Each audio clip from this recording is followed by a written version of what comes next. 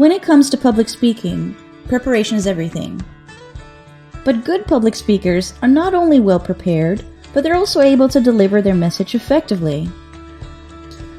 But what does it mean, delivering your message effectively? Well, this has to do with how you use your voice. My name is Leonika and I'm the founder of LSA LINGUA and Say What Now? And today you're going to learn about sound chunking. By the end of this video, you will have learned how to use pausing, pacing, and emphasis to your advantage. Let's go.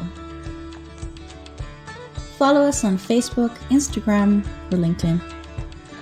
How to improve your delivery by sound chunking. So when you think about great public speakers, who comes to mind?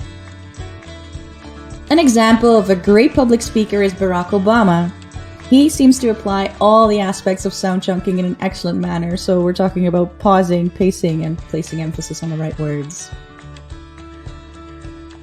Sound chunking isn't only useful in the context of public speaking, it's also useful when, for instance, interacting with co-workers in the workplace. So for example, when you're in a meeting with a client, when you're in a Zoom call, or in a regular one for that matter. So all sorts of contexts in which it is very important to be a very clear and strong communicator. Speakers who do not use any sound chunking usually sound very monotonous, so very flat, and they don't seem to really engage with the topic or with their audience for that matter. They also seem a little bit insecure. So overall, they seem to want to be anywhere else but in that moment of time.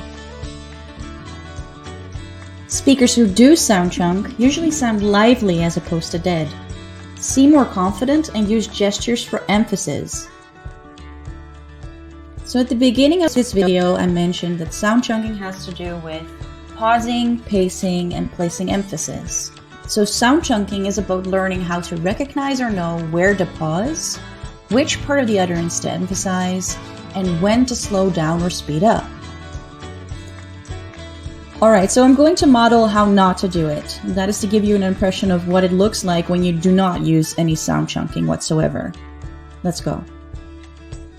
Good public speakers are not only well prepared, but are also able to deliver their message effectively. But what does that mean, to deliver your message effectively? Well, this has to do with how you use your voice. Alright, so let's have another look at the beginning of the video and when I use the sound chunking method myself. When it comes to public speaking, preparation is everything.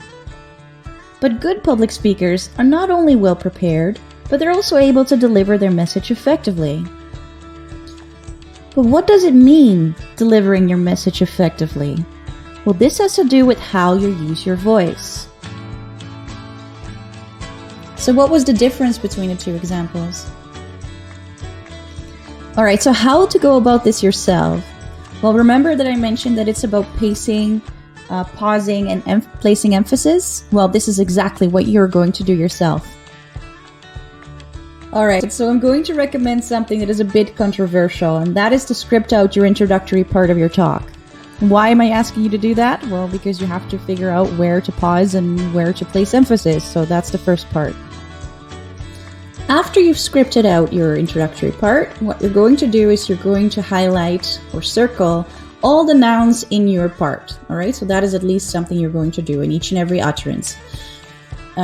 Those are the nouns of your sentences. So have a look at the support series 1 that is on YouTube, where you can find more information about parts of speech.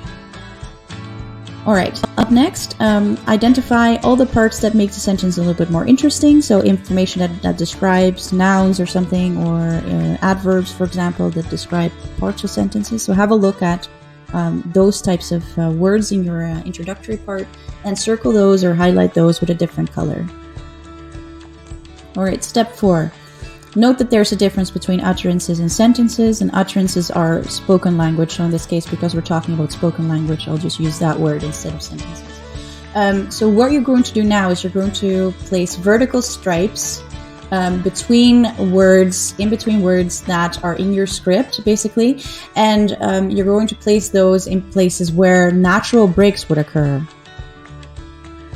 Alright, so natural breaks are basically short pauses in between parts in sentences, and you would normally stop there to take a breath, for example. Alright, so the next step would be to read your script again, and this time really focus on what is the most important part, or most important information, I should say, in your script. So what is it that you really want to emphasize?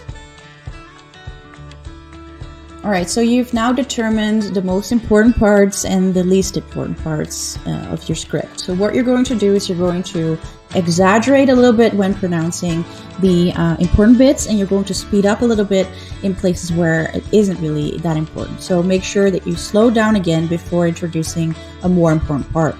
So that is how you speed up and slow down. In this video, it was explained that pausing, pacing, and placing emphasis on the right parts all are aspects of sound chunking. What I would recommend is this. Take a workshop on pitching or pronunciation training and practice this sound chunking in a scaffolded and supervised manner. So the expert feedback that you will receive during such workshops really allows you to master this skill. Videos like this only allow you to gain a bit more insight, so skills can only truly be developed when attempting to sound chunk yourself. Alright, to wrap this up, when attempting to sound chunk, create chunks first, then emphasize the most important parts, and then speed up when discussing the least important parts. Hope this helps. If this video was useful for you, please like it and subscribe to my channel.